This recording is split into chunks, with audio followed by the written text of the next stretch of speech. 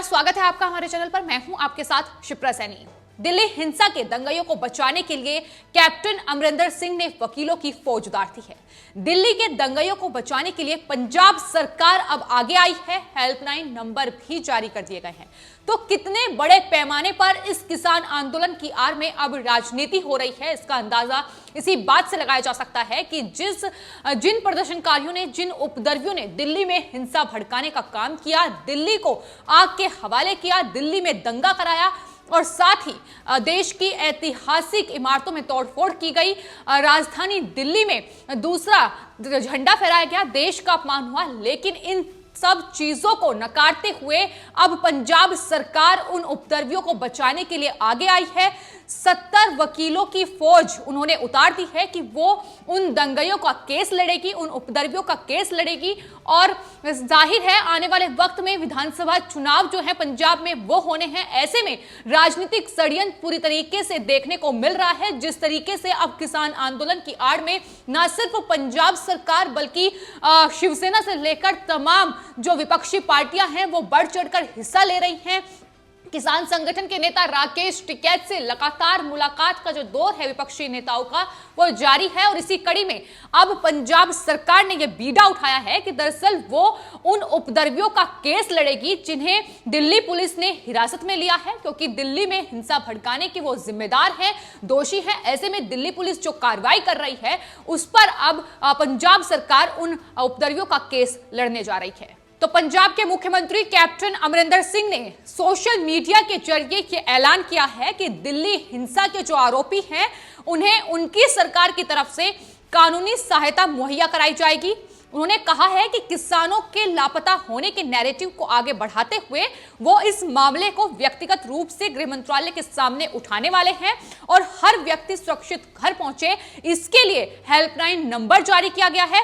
112 पर कॉल करने की अपील कैप्टन अमरिंदर सिंह की तरफ से की गई है। तो एक एजेंडा एक और शुरू कर दिया गया है। दिल्ली हिंसा के बाद अब लगातार इन तमाम विपक्षी दलों की तरफ से और साथ ही किसान संगठन के नेताओं की तरफ से वो तमाम लोग जो कहीं ना कहीं किसान आंदोलन में बढ़ चढ़कर हिस्सा ले रहे थे, किसानों को भटकाने का काम जिनके द्वारा किया गया, उनके तरफ से अब यह कहा जा रहा है कि दरअसल दिल्ली जो ट्रैक्टर रैली हुई, जो उसमें जो किसान प्रदर्शनकारी शामिल हुए थे वो बड़ी संख्या में लापता हैं। 200 से ज्यादा संख्या में वो प्रदर्शनकारी लापता हैं, घर वापस नहीं लौटे हैं। और इसको लेकर अब लगातार दिल्ली हाईकोर्ट में याचिका दायर की गई। उसके बाद गृह मंत्रालय के सामने भी यह मुद्दा उठाया जा रहा है। हालांकि आपको बता दें, दिल्ली पुलिस इस बात से साफ इनकार कर चुकी है कि दरअसल किसी को भी उन्होंने गलत तरीके से हिरासत में नहीं लिया है। और साथ ही दिल्ली हाईकोर्ट ने भी उस याचिका को सुनवाई करने से ही साफ इनकार कर दिया है, जिसमें यह कहा गया है कि दरअसल 200 से ज्यादा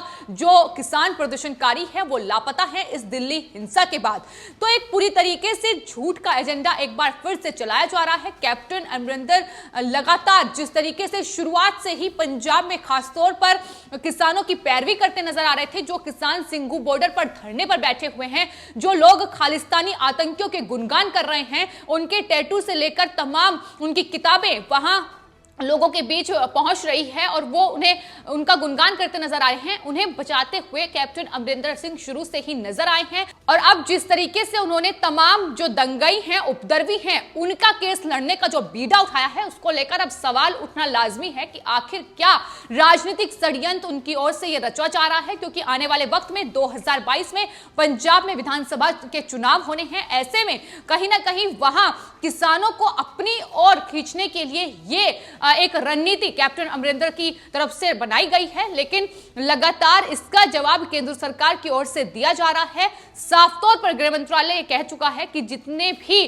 दोषी हैं, जितने भी उपद्रवी हैं, कार्रवाई होगी, तमाम चीजों की जांच की जा रही है। और यही वजह है कि इनकी बौखलाहट सामने आ रही है। लेकिन उसी किसान आंदोलन की आड़ में ये अब किसानों पर कंधे पर बंदूक रखकर चलाते भी नजर आ रहे हैं। आपको बता दें, इसके अलावा पंजाब के मुख्यमंत्री कैप्टन अमरिंदर की तरफ से एक सर्वदलीय बैठक भी बुलाई जाएगी, जिसमें इन तीनों कृषि कानूनों के खिलाफ एकजुटता प्रदर्शित की जाएगी, ये भी कहा गया है।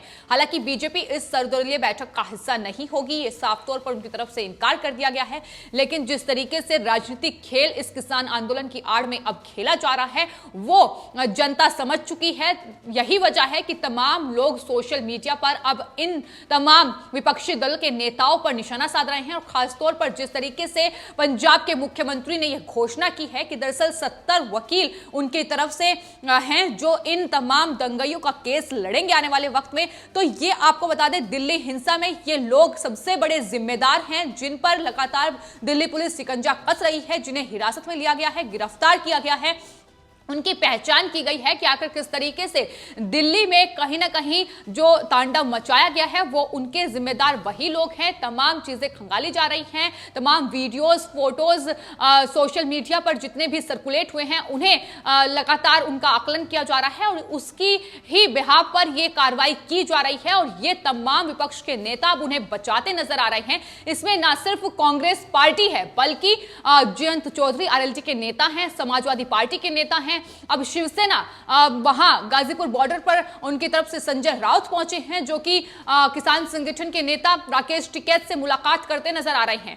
तो एक पूरा जो विपक्ष है, पूरा जो खेमा है, वो एक साइड हो चुका है। किसान संगठन के नेता शुरू से ही राजनीति ही इस किसान आंदोलन को लेकर कर रहे हैं। उनके ही बहकाए फुसलाए हुए ये किसान हैं जो दिल्ली के बॉर्डर्स पर इस ठिठुरती ठंड में भी बैठे हुए हैं, और अब यही लोग उन किसानों की मांग को भूल सिर्फ और सिर्फ वहां राजनीति करते नजर आ रहे हैं। और उसमें सबसे बड़ा फायदा विपक्षी दल के ये नेता उठा रहे हैं, कैप्टन अमरिंदर सिंह जैसे नेता उठा रहे हैं, जो अब जनता को, वोटर्स को साधने के लिए ये नया हथकंडा अपना रहे हैं। लेकिन इसका जवाब उन्हें आने वाले वक्त में जरूर दिया जाएगा, क्योंकि लोग अब ये समझ चुके हैं कि दरअसल ये किसान नहीं है, बल्कि ये किसान होने का दावा करते हैं। लेकिन जिस तरीके से इन्होंने देश का अपमान किया है, दिल्ली में जिस तरीके से ट्रैक्टर रैली की आड़ में हिंसा फैलाई गई है, वो ये समझ चुके हैं कि ये प्रदर्शनकारी, ये उपद्रवी लोग हैं जो कहीं ना कहीं देश को तोड़ने की बात करते नजर आए हैं। तो लगातार जिस तरीके से राजनीति हो रही है, उनके बयान में यह भी कहा गया है कि 2 महीने से ज्यादा का वक्त बीत चुका है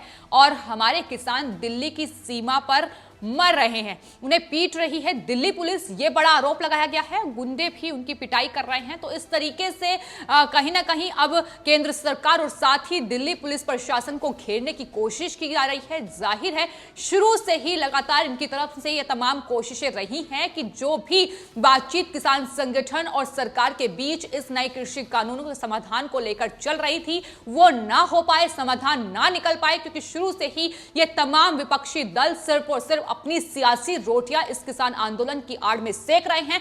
और अभी भी इनकी तरफ से पुरजोर कोशिश यही है कि किसी भी तरीके से जिस तरीके से केंद्र सरकार और उत्तर प्रदेश सरकार खासतौर पर इस आंदोलन को खत्म करवाना चाहती है, लेकिन विपक्षी दलों की ओर से यह कोशिश पुरजोर तरीके से की जा रही है कि इस किसान आंदोलन को खत्म नहीं होने देना, क्योंकि इसी की आड़ में ये तमाम लोग राजनीति कर रहे हैं, इनके जो राजनीतिक षड्यंत्र हैं वो रचे जा रहे हैं। तो ये तमाम वही लोग हैं जो ऐलान कर चुके हैं कि दरअसल बीजेपी के खिलाफ एकजुट होना होगा, तभी हम बीजेपी को हरा सकते हैं। और यही इनकी रणनीति है जिसको लेकर ये आगे बढ़ रहे हैं। यही वजह है कि दरअसल उस जगह पर शिवसेना के नेता भी पहुंचते हैं, कांग्रेस पार्टी के भी पहुंचते हैं, समाजवादी पार्टी, बीएसपी से लेकर तमाम नेता एक जगह नजर आते हैं। तो ये बनी बनाई रणनीति है जिसको लेकर ये कार्य कर रहे हैं। फिलहाल कैप्टन अमरिंदर सिंह ने जितने भी आरोप मढ़े हैं, कहा है कि उनके 200 से 400 से ज्यादा किसान जो हैं वो लापता हैं दिल्ली हिंसा के बाद। उस पर दिल्ली पुलिस ने उनके आरोपों को तमाम तरीके से नकार दिया है। दिल्ली हाई कोर्ट ने भी याचिका पर सुनवाई करने से इनकार कर दिया है, खारिज कर दी है याचिका। वहीं आपको बता दें, राज्यसभा में जो कार्रवाई चल रही है उस पर भी हंगामा लगातार बरपा हुआ है। शुरू से ही यह आशंका जाहिर की जा रही थी कि जब संसद का सत्र शुरू होगा तो उसमें इन तमाम विपक्षी दलों की तरफ से तमाम हंगामे किए जाएंगे और किसानों की वही मांग को लेकर लगातार राज्यसभा में भी इनकी ओर से हंगामा किया जा रहा है। तो देश को सुचारू रूप से नहीं चलने देना है, यही इन लोगों का मकसद है केंद्र सरकार को बदनाम करने की कोशिश है। दिल्ली पुलिस प्रशासन पर अब ये तमाम चीजों का ठीकरा फोड़ते नजर आ रही हैं। कैप्टन अमरिंदर सिंह पर सवाल अब सबसे ज्यादा इसलिए उठ रहे हैं क्योंकि उन्होंने उन दंगइयों को बचाने के लिए अपनी वकीलों की फौज उतार दी है जिन दंगइयों ने देश का अपमान किया है। तो सवाल अब लोग उनसे जरूर पूछ रहे हैं। तो कैप्टन अमरिंदर सिंह ने दंगइयों को बचाने के लिए 70 वकीलों की एक टीम उनके केस लड़ने के लिए उतार दी है। वहीं साथ ही हेल्पलाइन नंबर भी जारी किया है ताकि वो लापता किसानों का पता लगा सके। तो ये रणनीति न सिर्फ कैप्टन अमरिंदर बल्कि तमाम विपक्ष के नेताओं की तरफ से भी कहीं ना कहीं बनाई जा रही है कि किसी भी तरीके से अब ये मुद्दा सबसे ऊपर उठाया जाए। लेकिन दिल्ली पुलिस इस बात को नकार चुकी है कि कोई भी किसान लापता नहीं है, किसी भी गलत तरीके से किसी को भी हिरासत में नहीं लिया गया है। सबूत सामने है, जिस तरीके से तमाम तरीके से तांडव मचाने की साजिश रची गई है। तमाम व्हाट्सएप ग्रुप जो है वो सामने आए हैं, वीडियोस किसान संगठन के नेताओं के भड़काऊ बयान सामने आए हैं और साथ ही सीसीटीवी फुटेज, सबसे बड़ा सबूत सीसीटीवी फुटेज है। वो तमाम वीडियोस हैं जो अब व्हाट्सएप के जरिए एक नंबर जारी किया है दिल्ली पुलिस ने और उसमें तमाम चीजों को इकट्ठा कर रही है।